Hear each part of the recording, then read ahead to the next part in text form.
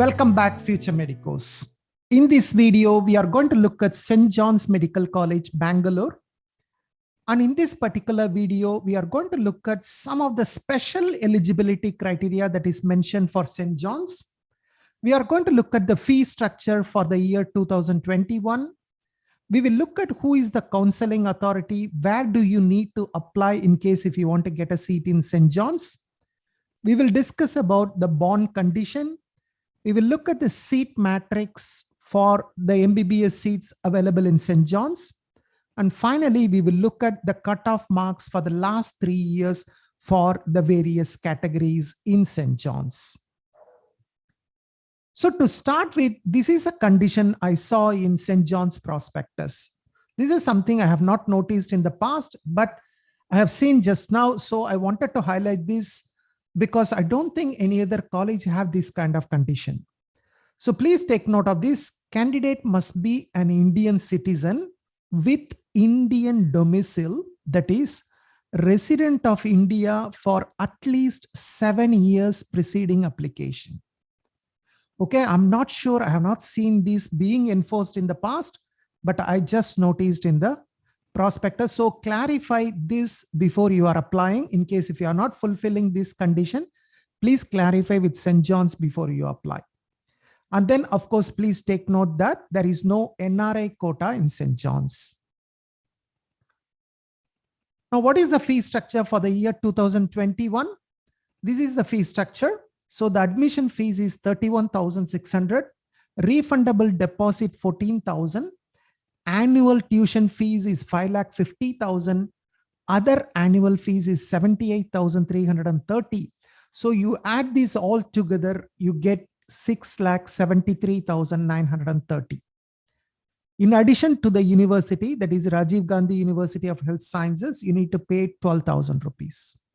So totally you get 6,85,930 rupees, which has to be paid to Karnataka Examinations Authority at the time of admission. So the first year fee, you will not be paying to the college, you will be directly paying to the admission authority.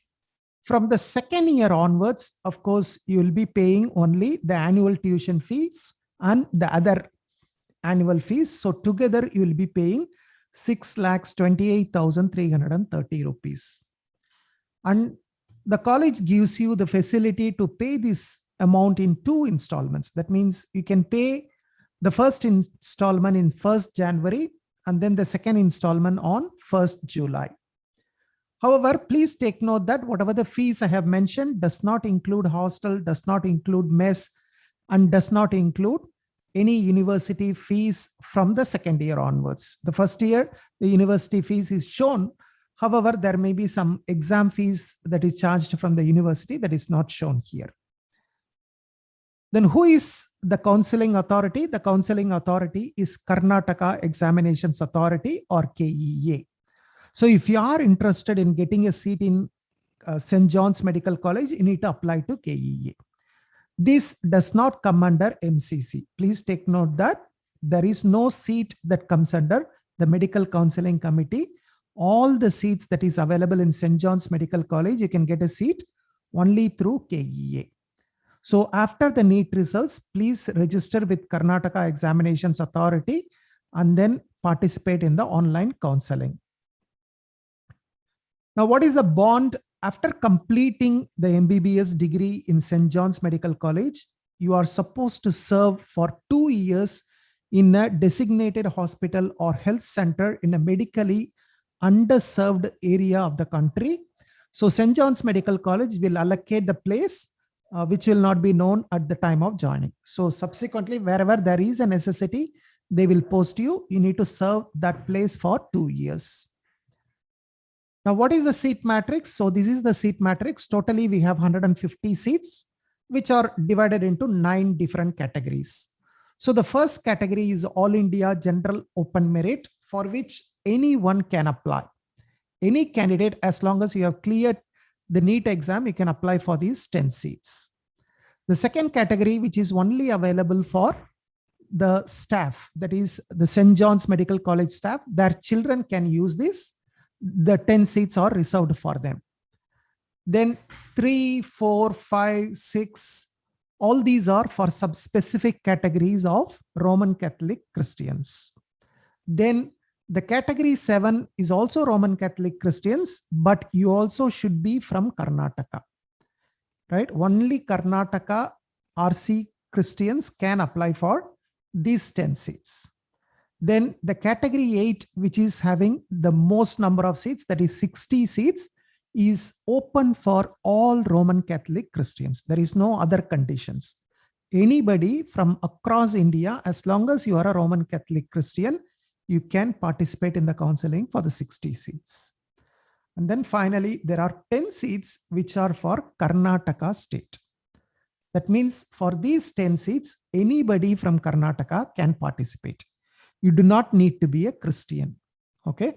Christians also can participate here, but anyone, right? Even non-Christians can participate in this 10 seats counseling. So these are the total 150 seats.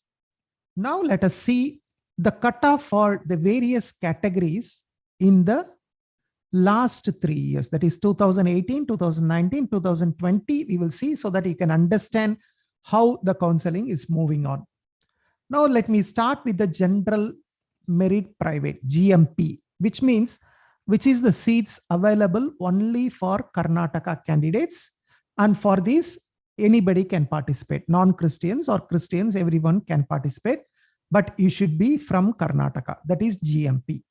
So GMP category, in 2018, the cutoff was 416 marks, 2019, 528, and in 2020, 573 marks. Even though you can see the cutoff has increased, 2019 and 2020, the rank is almost the same. So as long as you are around the All India rank around 30 to 35,000, probably there is a possibility for you to get a seat. Now let us see the second category, which is open category, which is OPN. OPN means anyone, all the candidates across India, right? You do not need to be a Karnataka resident. You do not need to be a Christian. As long as you have cleared NEET, you are eligible for this OPN category. Now for this OPN category, if you see, the cutoff is 544 marks in 2018, 578 in 2019, and in 2020, it was as high as 609 marks.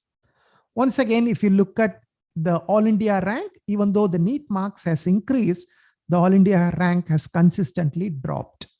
So don't worry, don't look at the NEET marks. This may vary every year, but you look at the All India rank. The competition is slightly getting lesser and lesser.